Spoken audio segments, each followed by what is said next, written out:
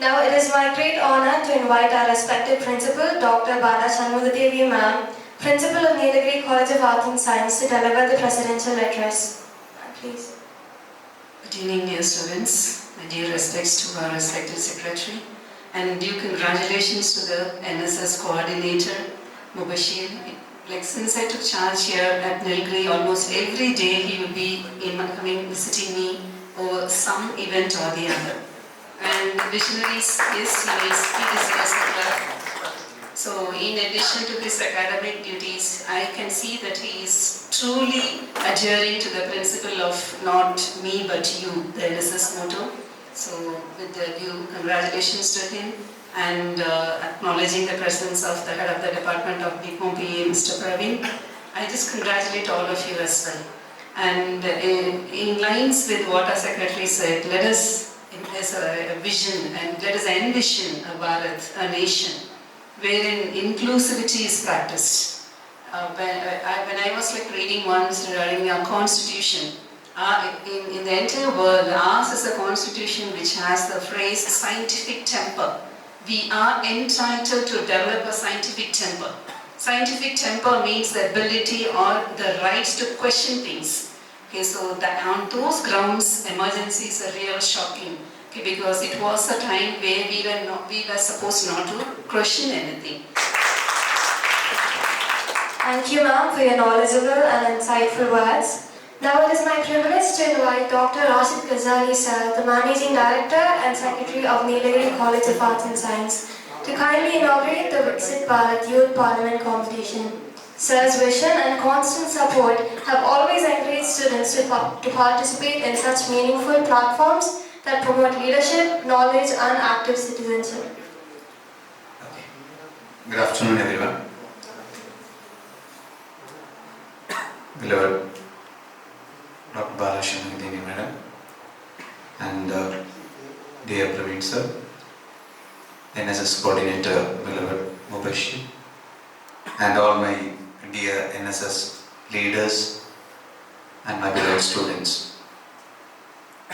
You are organizing a competition and a unique initiative under the auspicious banner of Viksit Bharath. So, conducting a youth parliament and organizing such meaningful programs, especially the highlighting the values and the futuristic perspectives of our country.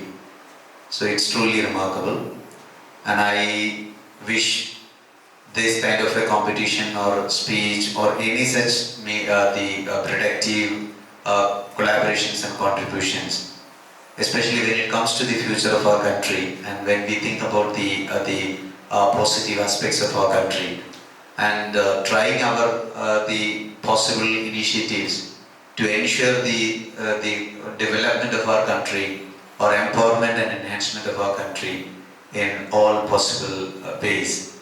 So Viksit Bharath is a concept, or Viksit Bharath is a unique ideology or a vision of our country, including the Prime Minister and the country's leaders have highlighted a vision of making our nation to the leadership or creating a kind of a pathway where the present generation and the future generation will be benefiting the growth of our nation and will be contributing massively for the enhancement of our the country's positive aspects. So I hope the NSS, it is a voluntary organization and it is the platform which gives you commitment and loyalty to serve the nation, to serve the society.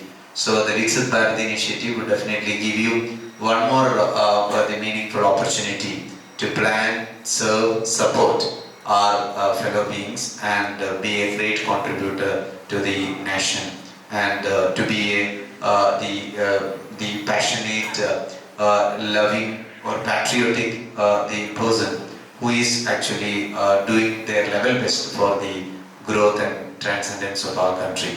So wishing you all the very best, those who are participating in the competition and also those who are organizing and supporting this great mission. And I happily declare this Viksit Bharath Youth Parliament initiative and the competition program has been officially opened and inaugurated. Thank you. Thank you. Thank you, sir, for your warm and encouraging words. Now, I would like to invite our participants one by one to present their views. I kindly request each participant to come to the stage when their name is called and share their thoughts with the audience.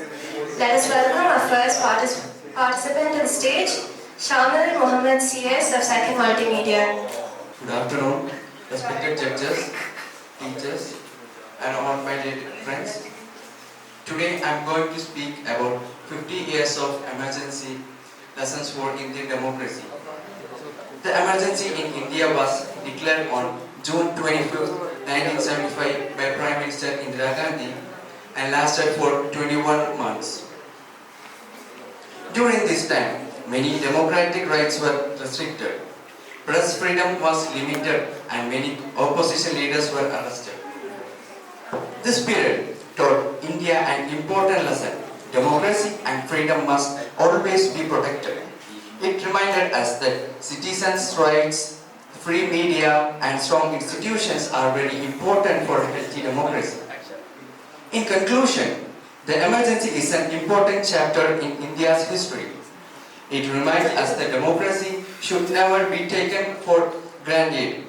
Freedom of speech, the right to vote, and respect for the constitution are the pillars of our nation. As responsible citizens and future leaders, it is our duty to protect these democratic values and ensure that such situations never happen again. Thank you. Good morning. Good afternoon to one and all present here. I'm Shikha Pravin standing before you to talk to you about the topic 50 years of emergency lessons on Indian democracy. The emergency declared in India was from 1975 to 1977. It was one of the most crucial and significant period of democratic history. The democracy of India was established. The establishment was done on 25th June 1975 by Prime Minister Indira Gandhi on in the Article 365 in the Constitution of India. It lasted for about 21 months until 1977. During this period, many democratic rights of the people were restricted. Freedom of speech were limited. Newspapers were controlled. And many political leaders were put in jail. People could not freely express their opinion. It was very difficult time for Indian democracy. But this period also taught us some important lessons. First, it showed us that democracy is very precious and must always be protected. Second, it showed us the fundamental rights and freedom of speech are very important for every citizen. Third, it showed us the power of humans that during the elections of 1977, Indian citizens voted and brought back the democratic values. Today, after 50 years, we remember that period. We remember that it as not only a difficult period, but also a reminder that democracy must always be remembered and always be protected by the democratic values. As a young citizen, it is our duty to respect our constitution, value our rights, and always stand for democracy. Let us remember that democracy does not survive on its own, but also people, it survives because people choose to defend it. Thank you. Respected judges, teachers, and my fellow citizens. On the midnight of June 25, 1975, a dark cloud descended over our India, where the largest democracy of the country just fallen down, where it was all filled with darkness, where there was no light, where it was always transparent, where it all became translucent. Today, as we mark 50 years since that fateful period, we don't just look back at a chapter of history. We look at a mirror, the emergency. The emergency was a stress test for our nation, and the lessons it left behind are the very guardrails that protect our freedom today. We got three vital lessons from the emergency. The first lesson is that our fundamental rights are not gifts from the government. Those are the rights which are inherent for every citizen of this country. We also learned that free press is not a luxury. It is everyone's right. When the news is silenced, rumors rule and accountability dies. The second lesson is the most inspiring. Many critics thought that poor illiterate masses of India didn't care for abstract ideas like democracy. But in 1977, the Indian voters proved them wrong. From the farmers in Bihar to the laborers in Kerala, everyone proved that every vote cares. The people used the power of the ballot to reclaim their voice. They proved that while you can change a person, you cannot change the soul of a nation that has tasted freedom. The final lesson is institutional.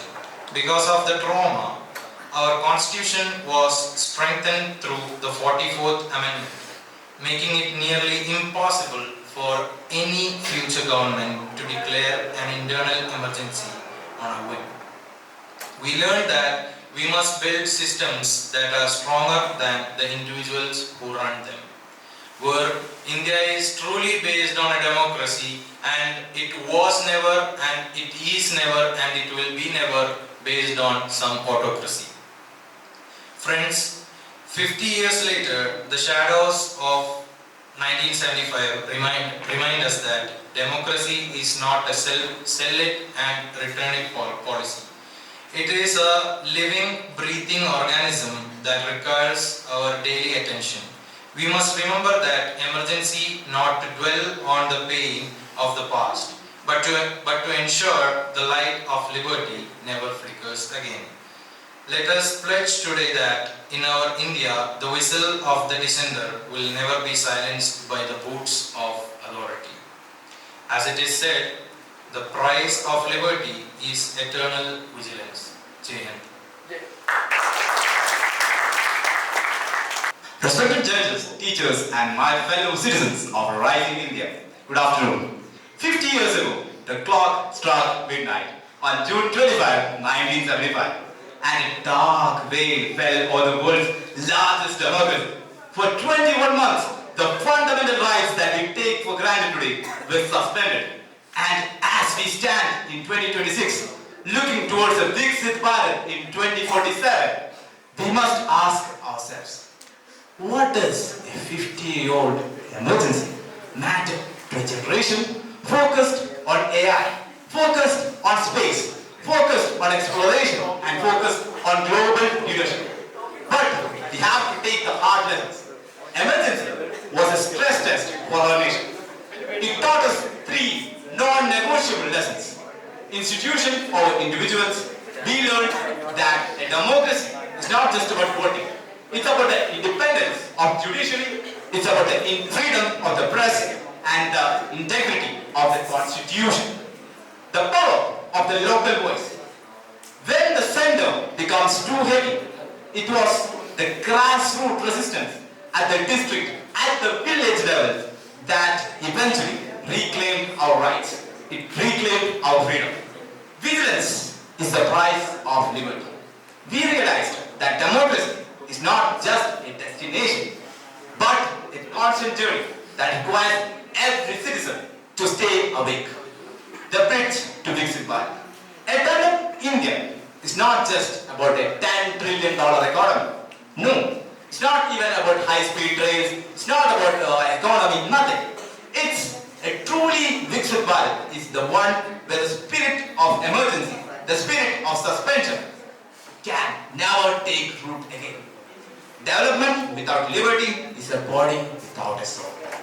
As we compete in these elections and engage in our civic duties, we must ensure that our progress is inclusive and our growth must be protected by the Suraksha Kavach, the shield of democratic values. To my fellow youth, we are the architects of 2047. We are the architects of the viksit bharath. And our viksit status will be defined by how we handle dissent, how we protect the weakest in our districts, and how we uphold the rule of law. Let us honor the struggles of those who fought before us for our freedom, for our equality, for our fraternity, everything. In 1977, 1975, by becoming informed, ethical and active participants of our democracy today. So let the memory of the emergency be our compass, ensuring we never lose our way. Let our dedication to democracy be the fuel that drives us towards a developed, prosperous and free India. Jai Hind.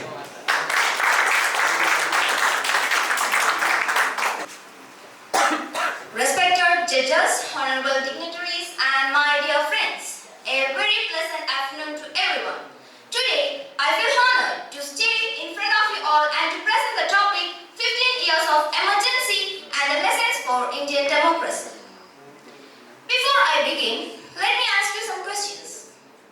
Okay? What would happen if the freedom of the people is not available for speaking, writing, or expressing their opinion, or if the newspaper couldn't express or publish the newspaper truth, or if the citizens cannot raise their voice against government? Can anyone tell? Yes, we will lose our freedom. So, democracy without freedom would it never longer exist as a democracy. This is exactly what India experienced during June 25, 1975, the Act Emergency, which was declared by the government under Indira Gandhi. The emergency lasted for 21 months. During this period, more democratic rights were restricted and the opposite leaders were arrested and the citizens' voice were not suppressed. So, my dear friends, we all should understand the democratic value. However, history teaches us the lesson. The emergency reminds us how valuable our democracy truly is. It shows us that the freedom we enjoy today did not come easily, or we should not take it as granted. The first lesson we learn is the importance of protecting fundamental rights. Every citizen have their own rights to speak, to think and to express their opinion without any fear. The second lesson is importance of protecting the democratic institutions. Institutions like judiciary, media and parliament have their own independence and responsibilities. The third lesson is role of responsible citizens. Democracy is not only about elections but also citizens being aware, asking questions and also actively participating in the process of the nation. Today, after 15 years, remembering emergency is not about blaming the past. It's about learning from the history so that such situations cannot weaken our democracy again. So, to strength of our democracy is citizens' respect to constitution, protect freedom and also values of justice and equality. Our let me conclude. The emergency remains powerful reminder that democracy must always be protected as vigilance, responsibility and unity. Let us remember the strength of the nation lies only not in the government but also in the hands of people. Thank you for giving me this opportunity to present the thoughts in front of you all. Thank you.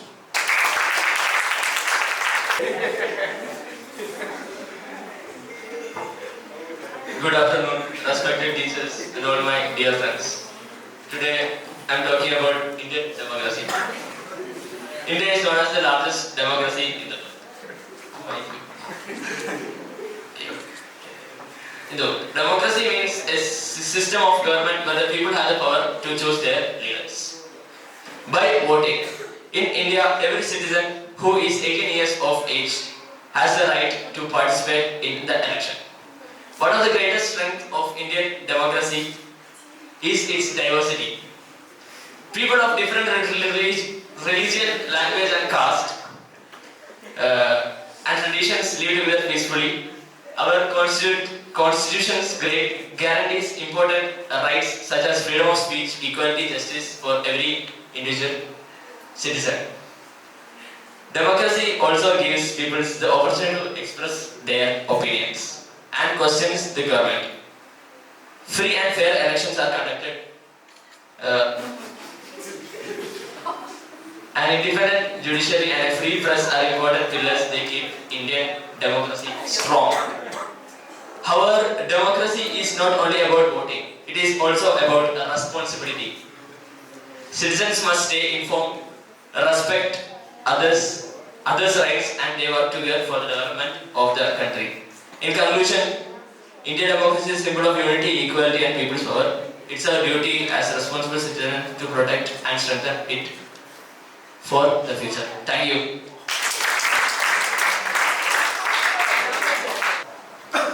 Good afternoon to all honorable present here. My name is Mohammed Riaz, pursuing my first MA English at this very prestigious institution. So, today we have got a great topic on 50 years of emergency. So, how can it turn into a lesson to the largest democracy in the planet? We, people of India, are always proud that we are the citizens of the largest democratic nation in the entire planet. So, getting into the topic, let me ask you, what is democracy?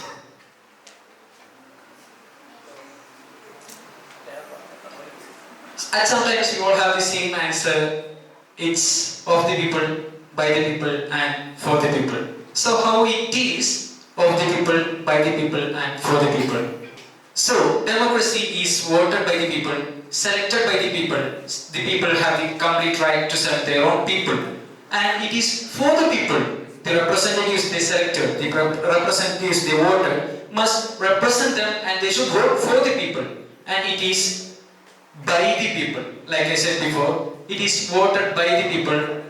Like they come once in 4 years and select the representatives. And the most ironic part is, the leaders, they come in for once in a year and we'll never see them in the next 4 years. Only we see them in the upcoming elections only. So, we'll move on to the topic. So, emergency. We all know, we may not, of course. So, like the trending reel goes saying, "Nee katakada evadalada, avade 25 kollam munne maricha Chandran ormando." Like when he asks, he'll reply, "Njan jenichitte 20 kollam aayitullu." So, the same answer we may have. We may not know what democracy, this emergency happened before 50 years. So, emergency was first blown in 1975 and it lasted for almost 21 months. So, what happened in these 21 months? All rules were not for the people. All rules were for to control the people, not for the empowerment of people, not to bring up the people, but to control them. And many prominent leaders were jailed, many leaders were arrested, and many leaders they feared to raise their voice. And let me ask you, who are now the real freedom fighters? We got freedom and we are again back to experiencing not freedom. So the leaders who protest against the emergency must be called the real freedom fighters because they bring back the old freedom India. And now moving on to the topic, what happened in those 21 months? In June 1975, the government suspended fundamental rights. It's our right to speak, to express. So these rights were suspended. Elections were postponed and leaders were jailed and the press was silenced. And where rumors were replacing the real news and the information about what's really happening. Rumors were spreading across the India from Kashmir to Kerala. Rumors were really spreading very quickly and people started misunderstanding and misjudging the reality. And now, what we learned from these 21 months and what we learned from the most significant history of the largest democratic country in the planet. Rights are not permanent. That is the main thing the Indian citizens learn on that history. So we often take our right to speak, to travel and to protest. The emergency taught us this right any right can be overtaken within a night. We must value and protect them at any cost. Being a citizen of the largest democratic country in the world, we must protect our rights, our values at any cost. And the power of the people started to get diminishing, to get shrink. In the end, it wasn't just politicians or lawyers who entered the emergency. It was the ordinary citizens of this great country. In 1977 elections, the people spoke to the ballot box. They spoke to the ballot box, meaning they voted for the perfect leaders, providing that in a democracy, the citizen is the ultimate boss. In the form of democratic government, the citizens hold the most power. Again, they proved it. And next, institutions must be independent. We learned that our courts, our judicial system, must remain independent. If these intend to bend to the will of a single leader, the common man loses his shield. So, like I said before, rights are not permanent and we should fight for it. So I hope all have marked my words and all are aware about their own rights and all have enjoyed my speech. And wishing you all thank you, and this is Riyaz signing off. Thank you. Thank you, Riyaz, for that insightful speech. Next. Good evening, all students, respected faculty members, and our honored dignitaries gathered here.